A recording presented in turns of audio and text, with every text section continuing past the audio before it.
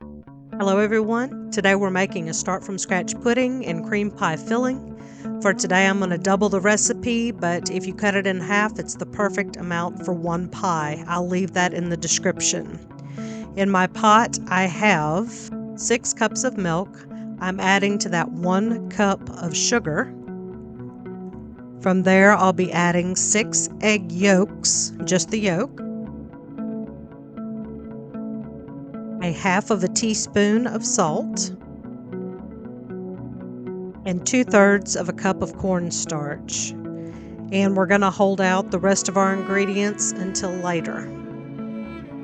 Now from here we can go ahead and put our pot on the stove, but before you turn on the burner you want to give it a good whisk to make sure everything is thoroughly incorporated.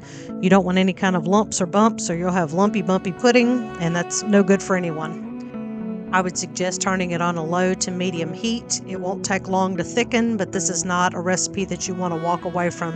You want to keep stirring it so it doesn't stick and scorch on the bottom. Once it thickens to a nice pudding consistency, you want to turn off the heat and we'll add the rest of our ingredients. This will actually continue to thicken as it cools down. Now we're going to add our butter, which is 4 tablespoons of butter. And it'll melt from the residual heat of the pudding. Next we're going to add our vanilla extract, and that's 1 tablespoon of vanilla extract.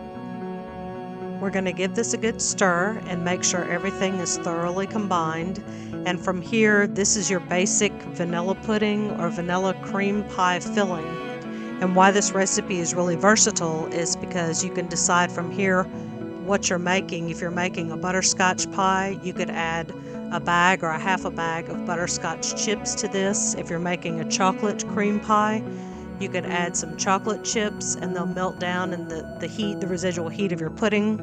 Today I'm going to be making some banana pudding. That will be the next upcoming video, so stay tuned. And for this I'm actually going to add a little bit of banana extract. That will kind of help punch up the banana flavor in my banana pudding, but that's totally optional.